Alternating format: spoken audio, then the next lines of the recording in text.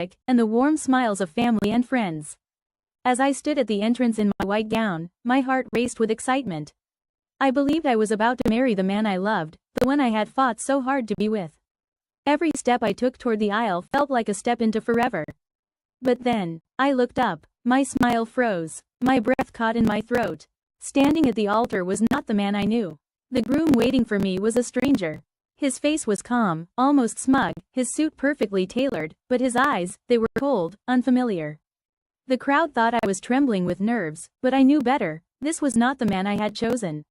As the music played, I felt my parents' eyes on me. My father's stare was sharp, commanding me to keep walking. My mother's smile was forced, begging me not to cause a scene. And then the truth struck me like lightning. My family had made this decision. They had cast aside the man I loved, the one who held my heart, and replaced him with this wealthy stranger who could give them everything, except my happiness. I froze halfway down the aisle, clutching my bouquet so tightly the flowers began to snap in my hands. My heart pounded louder than the music. I thought of all the nights I had dreamed of this day, of the promises I had whispered to myself, of the love I had vowed never to betray. Now, I had only two choices: obey my family, marry this stranger, and bury my happiness forever, or gather the courage to take my life back, even if it meant walking away from everyone and everything I knew. Slowly, I took another step. Then another. Whispers spread through the crowd as they noticed my hesitation. I reached the middle of the aisle, and then I stopped. My knees trembled, tears blurred my vision, but my voice was steady as I let the bouquet slip from my hands. The petals scattered across the floor like pieces of my broken dream. Gasps filled the church, and with everyone watching, I said the words that shocked them all. This is not my groom. This is not my future. I turned around, lifted my gown, and walked out of the church, out of the life they had planned for me. That day, I lost my family's approval. I lost the wedding they had built on lies. But I gained something far greater: my freedom, my strength, and the courage to choose love on my own terms. Thank you for watching Blackman Folktales. Subscribe for more, as it means the whole world to us. My best friend snatched my husband. Amora often thought of her life as a painting framed in gold, carefully brushed with love, stability, and friendship. She was a Nigerian young woman whose world seemed secure, wrapped in the arms of her husband Chike, and balanced by the constant presence of her best friend Ifunanya. To many, she was lucky. She had a husband who adored her, children who lit up her days with laughter, and a friend who stood by her like a second soul. Every morning, Amora would rise to the sound of Chike's gentle humming as he prepared for work, the smell of fresh pap and akra filling the house, often cooked by Ifunanya, who had become such a fixture in their home that even the children sometimes asked if she lived with them. Ifunanya was always there, her laughter ringing through the rooms, her hands busy helping with chores, her voice soothing the children when Amora was tired. To outsiders, it was the kind of friendship people envied: two women who shared history, secrets, and dreams. They had met in secondary school, bonding over notebooks and whispered secrets during prep time, vowing that nothing, not distance, not men, not life, would ever come between them. That promise had carried them into adulthood. Ifunanya had stood by Amora on her wedding day, adjusting her veil with tears in her eyes, whispering prayers of blessing over her marriage. When Amora gave birth to her first child, Ifunanya was there, cradling the baby as if she were blood. Their bond seemed sacred, the kind of friendship that mothers want their daughters to treasure because it was rare. And Amora did treasure it, perhaps too much, perhaps blindly. To her, Ifunanya was not just a friend, she was a sister, the family her heart had chosen. But perfection, as Amora would later learn, has a way of hiding cracks. At first, they were so faint, so harmless, she dismissed them without thought. She noticed, once, the way Chike's eyes lingered a second too long when Ifunanya walked into the room in a fitted gown, laughter spilling from her lips. It wasn't a look filled with guilt or desire, at least not one that Amora could easily accuse. It was subtle, masked beneath layers of casual familiarity. Yet something about it struck her, a flicker that lit and died so quickly she convinced herself she had imagined it. After all, wasn't Iphigenia like a sister to her husband as well? How could she suspect anything when her friend spent hours helping with homework, folding laundry, and even cooking Chike's favorite meals when Amora was too exhausted to manage? Iphigenia's presence was a blessing, or so Amora thought. She never asked why her friend preferred spending time in her home rather than her own. She never questioned why Chike seemed less irritated by Iphigenia's chatter than by her own occasional complaints. She never let herself dwell on the fleeting moments, the sudden silence when she entered the room, the way conversations shifted as though she wasn't meant to hear them, or the occasional joke Chike shared with Iphigenia that made them both laugh in a way that excluded her. Amora's heart was soft, trusting, unwilling to believe in shadows where she thought only light existed. In her mind, suspicion was a betrayal of its own. To doubt either Chike or Iphigenia would be to insult the love she believed they both carried for her.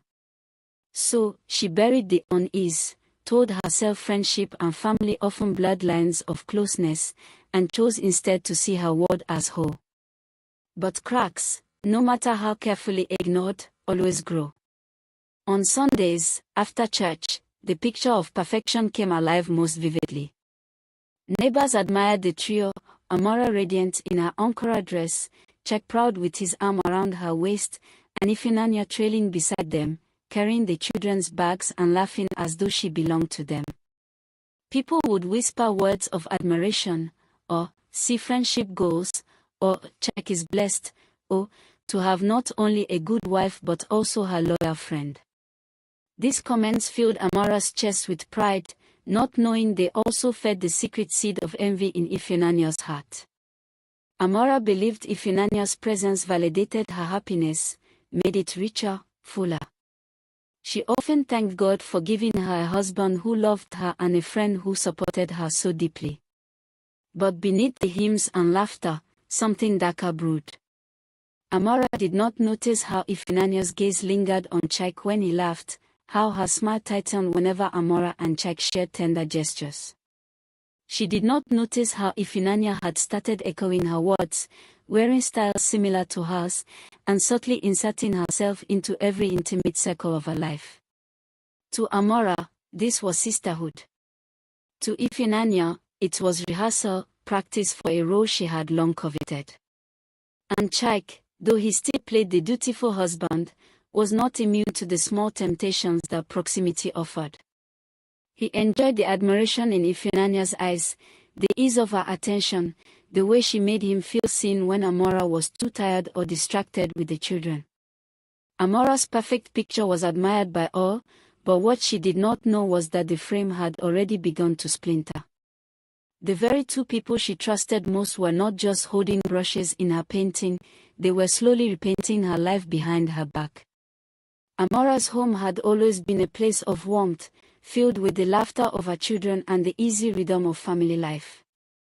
But lately, something felt different, like a faint but persistent chill that she couldn't quite explain. It began with Chike's late-night phone calls.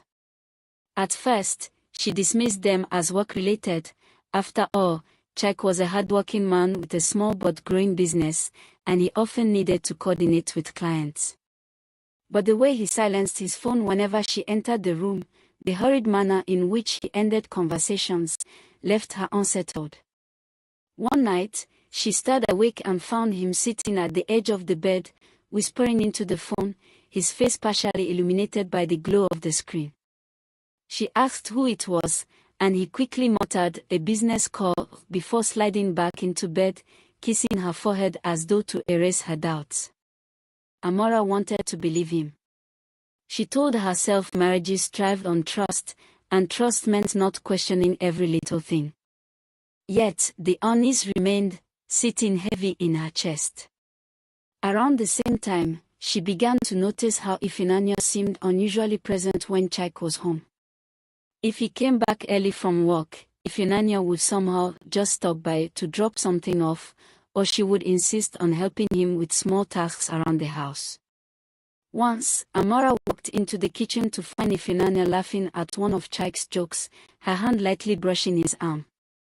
The sight unsettled her, but she shook it off. "They're just comfortable," she whispered to herself. "It's nothing."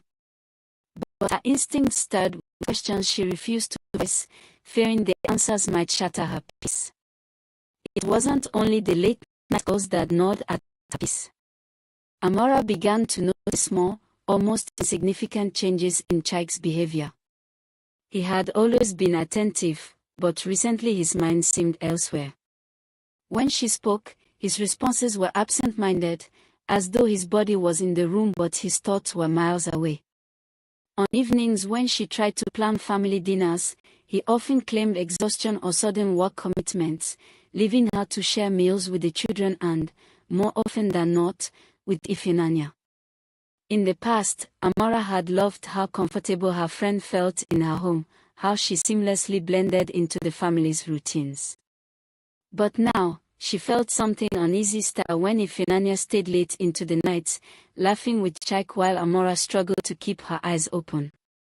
There were moments, fleeting yet sharp, that made her heart skip, the way Ifunanya's eyes glistened when Chike praised her cooking, the way Chike seemed less irritated with Ifunanya's long stories than with Amora's own occasional nagging. Still, Amora told herself not to read too much into it. Marriage was not always perfect, friendships too had their complexities. She was certain she was only overthinking, creating storms where none existed. And yet, her subconscious knew better. Later at night, when she lay awake listening to the silence of the house, the unease turned into restless thoughts. What if there was more to the way Chike and Ifunanya interacted? What if she was being blind? Still, each morning she rose with a smile, pushed down her doubts, and reminded herself that love and trust meant letting go of suspicion. The first undeniable crack appeared one evening when Amora returned home unexpectedly early from a women's fellowship meeting at church. She had left her phone behind and decided to cut her evening short, eager to see her family. As she entered the house, she heard low voices in the living room. Peeking in, she saw Chike and Ifunanya seated closely, their heads bent together over his phone, laughter bubbling between them like an intimate secret. When they noticed her, they startled, quickly pulling apart. Chike muttered something about showing Ifunanya a funny video, while Ifunanya smiled too brightly, her laughter suddenly forced. Amora stood there, frozen between relief and suspicion. She wanted to believe them, but the image of their closeness burned in her mind long after Ifunanya had left. That night, as she lay beside Chike, she felt a strange distance between them. His arm around her waist was familiar, but it no longer carried the same reassurance. In her heart, questions clawed for answers. Was she imagining things? Or was her perfect world slowly unraveling? Amora told herself she needed to trust, to preserve her home and her peace. But deep inside, she knew trust had already begun to crack, and once it cracked, it could never truly return to what it once was. The weeks that followed were filled with moments that tugged at Amora's sanity. She tried to focus on her children, on her work, on her faith, but the unease continued to gnaw at her heart. One afternoon, while tidying the car after Chike returned from a business trip, she found something that made her blood run cold, a single gold earring tucked into the corner of the passenger seat. It wasn't hers.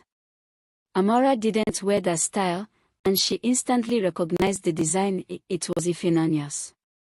Her hands trembled as she held it, her mind spinning with possibilities.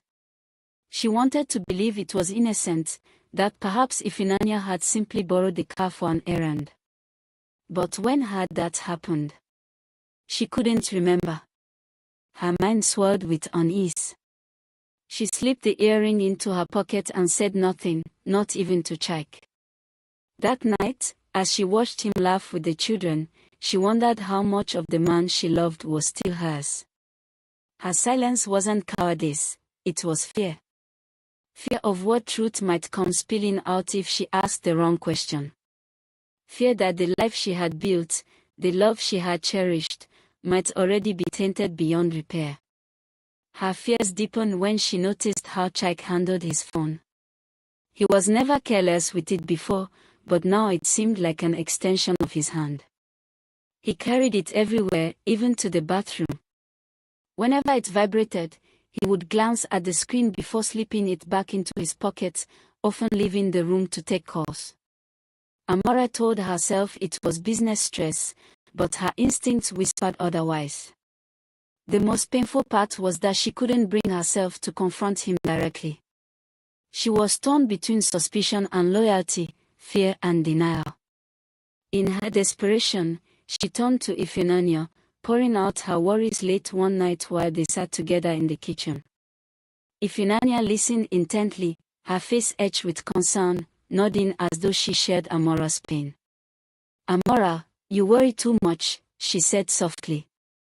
"Jack loves you. Don't let little things create problems in your marriage. Men are like that sometimes, secretive about work matters. Don't read too much into it." Her words, spoken with such conviction, eased Amora's heart for a while.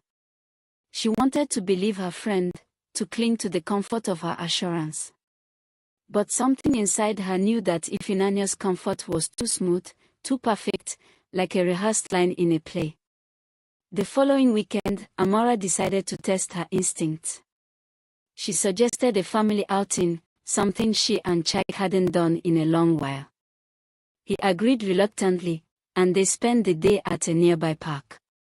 For a few hours, it felt like old times. Jack laughed with the children, held Amora's hand, and even kissed her cheek in public. Her heart soared, almost convincing her that everything was fine. But later that night, as she folded laundry, Jack's phone buzzed on the dresser. She glanced at it instinctively and froze.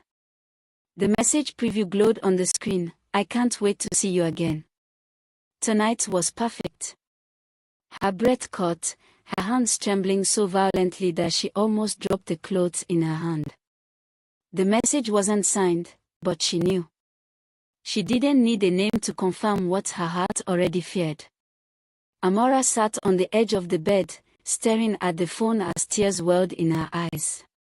She wanted to scream, to confront him, but fear held her back. Fear of the storm that would erupt once words left her lips. That night, lying beside her husband, she stared into the darkness, her mind heavy with shadows. For the first time in her life, she wondered if both her husband and her best friend were nothing but strangers wearing masks. Amora's world tilted the next morning. The message replayed in her mind like a haunting echo, each word slicing through her chest. She tried to act normal, cooking breakfast, smiling at the children, but inside she was breaking. When Chai kissed her cheek on his way to work, she almost flinched, her stomach twisting with nausea. She wanted to confront him, to demand answers, but she feared what he might say. And so she chose silence, though silence weighed heavier than words. Later that day, unable to contain her turmoil, she confided again in Ifunanya. With trembling hands, she described the message she had seen. Ifunanya gasped in perfect imitation of shock, clutching Amora's hands as if sharing her pain. "Amora, you mustn't jump to conclusions," she insisted. "There are many women who throw themselves at married men. It doesn't mean Chike is guilty. Please, don't accuse him without proof. Don't let the devil use small things to destroy your marriage." Her words, soft and persuasive, sank into Amora's fragile heart. She clung to them like a drowning woman clings to driftwood, convincing herself that her best friend had her best interest at heart. What she did not see, what she could not imagine, was the flicker of triumph hidden in Ifunanya's eyes, quickly masked behind concern. That evening, Amora finally summoned the courage to speak to Chike. She chose her words carefully, not wanting to sound accusatory. "Chike, is there something you want to tell me?" she asked softly as they sat in the living room. His brow furrowed, and he turned to her with an expression of irritation. "What are you talking about, Amora?" he snapped. She swallowed hard, her voice trembling as she mentioned the text message. For a moment, his face hardened, but then he laughed, dismissing her fears. So now you're snooping through my phone. Amora, do you want to destroy this marriage with your insecurities? You know I work late, I have female clients, what do you expect? That they will not message me. You're imagining things. His tone was sharp, cutting her deeper than the words themselves. Amora felt small, foolish, and guilty, as though she had wronged him by doubting. Tears stung her eyes, but she nodded, whispering an apology. That night, as she lay in bed beside him, she felt lonelier than ever. Jack had turned her suspicion into weakness, twisting the truth until she doubted her own mind. And Ifunanya, her trusted friend, had reinforced that doubt.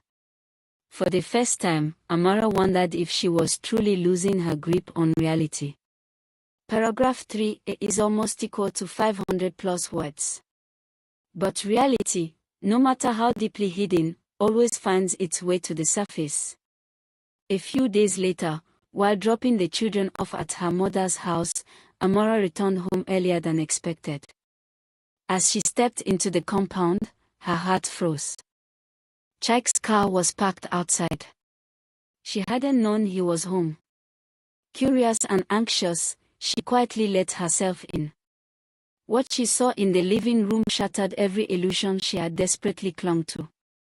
Jack and Ifunanya sat on the couch, their hands entwined, their faces close, locked in a moment so intimate it could never be explained away as friendship. Amora's gasp made them jerk apart, but the damage was done.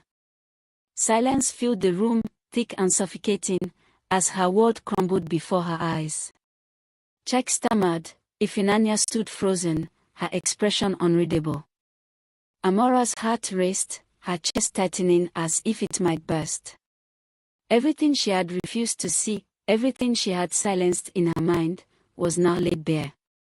The betrayal wasn't imagined, it wasn't paranoia, it was real, and it was standing in her living room, wrapped in the bodies of the two people she trusted most. Amora's breath hitched as silence pressed down on the living room. The sight of Jack and Ifunanya's entwined hands burned in her eyes, an image she wished she could scrub from her memory. Her voice trembled as she finally asked, "Why?"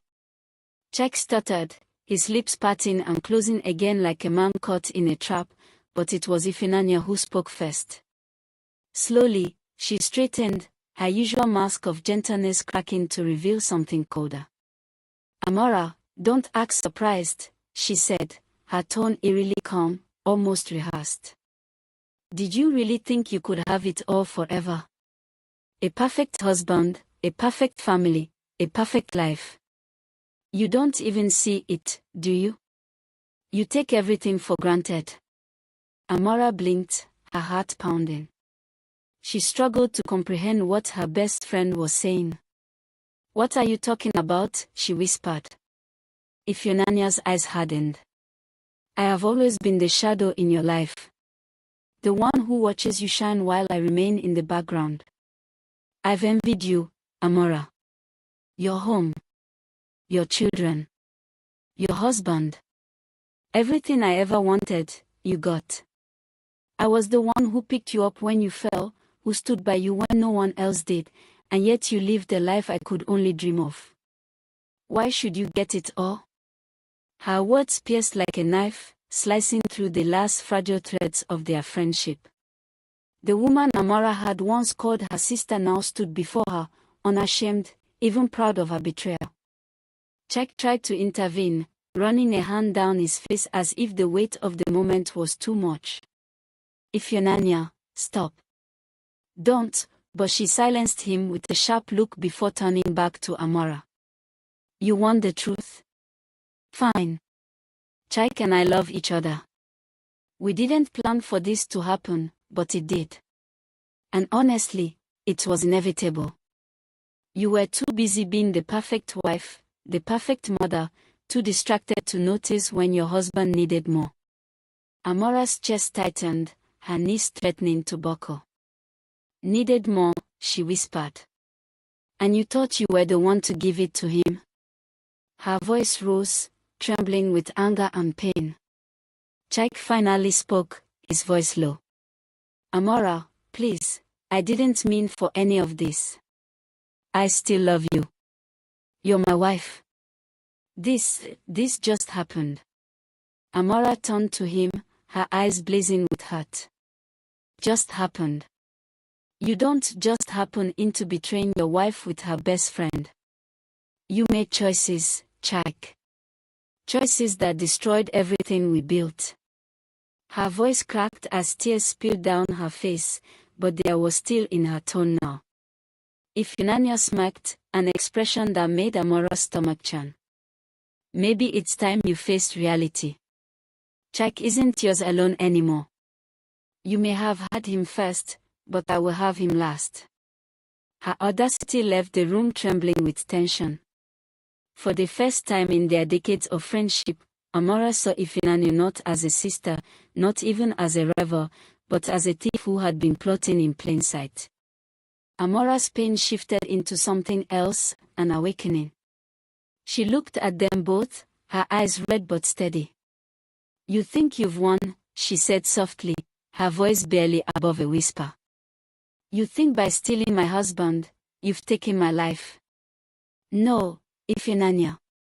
What you've stolen is your own soul. You betrayed the one person who trusted you more than anyone else in this world, and you did it with no shame. She turned to Chike, her heart breaking as she whispered, and you've thrown away love that was pure, a marriage that was sacred, for something that will never last. I see you both now. Clearly. With those words, she walked past them, each step heavy yet purposeful. The tears fell freely, but behind them burned a fire she had never felt before.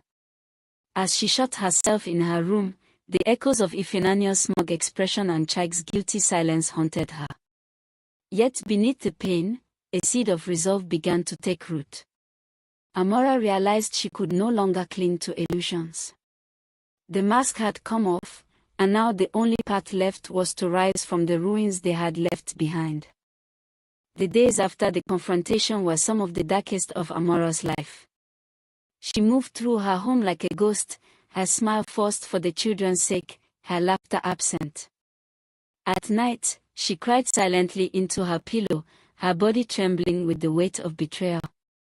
Every corner of her house felt tainted, every memory poisoned by the knowledge that Ifunanya had sat on her couch, cooked in her kitchen, laughed with her children, all while plotting to steal the life she had built. For a while, Amora thought she might lose herself completely. But then something shifted. One morning, as she looked at her children's innocent faces, she realized she could not afford to collapse. Their lives depended on her strength, and she refused to let them grow up seeing their mother broken. Slowly, she began to reclaim herself. She stopped waiting for Chike's explanations or apologies. She stopped answering Ifunanya's calls. Instead, she poured herself into prayer, into journaling her pain, into small acts of self-care she had long neglected. The more she focused on herself and her children, the more she felt a quiet strength growing within her. Chike, sensing the distance growing between them, tried to mend the cracks, but his efforts felt hollow. He would buy Amora small gifts, linger at her side, attempt to hold her hand. But every touch reminded her of his betrayal, every gift felt like a bandage on a wound that ran too deep. Ifunanya, on the other hand, continued her charade, sending messages filled with fake remorse, claiming she had made a mistake, that she missed their friendship. Amora ignored them all. She had no intention of going back to the woman who had stabbed her in the back with such precision. Her silence became her shield, and it infuriated Ifunanya, who thrived on attention. Slowly, Amora began to see her pain transform into something else, clarity. She realized that while betrayal had broken her trust, it had also forced her to rediscover her own worth. She was more than a wife, more than a friend, she was a woman of strength, capable of rising even when the world tried to bury her. With time, Amora began to rebuild her life piece by piece.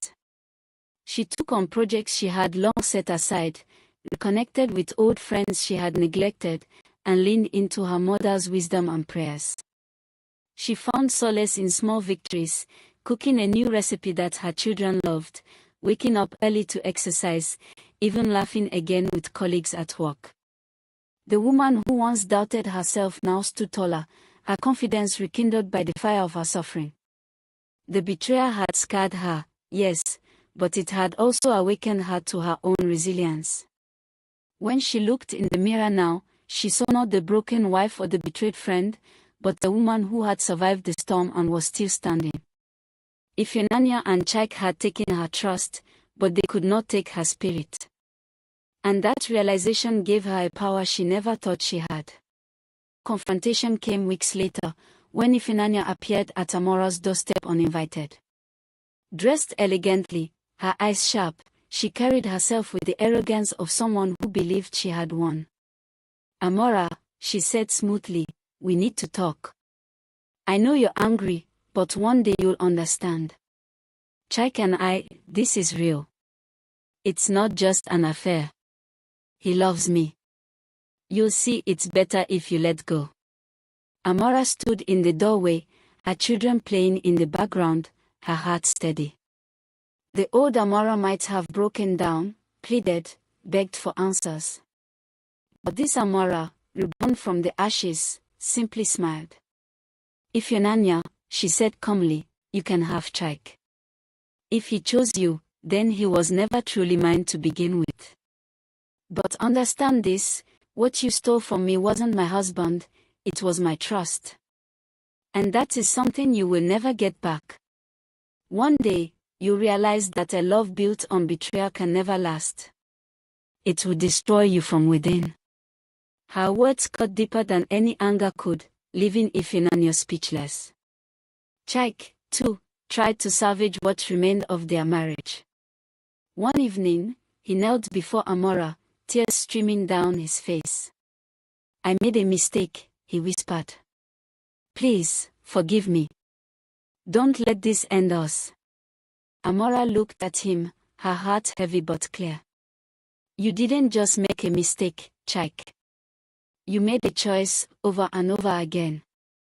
You chose lies over truth. You chose her over me. And in doing so, you lost me." She helped him to his feet, her touch gentle but firm. "I won't live my life chained to betrayal.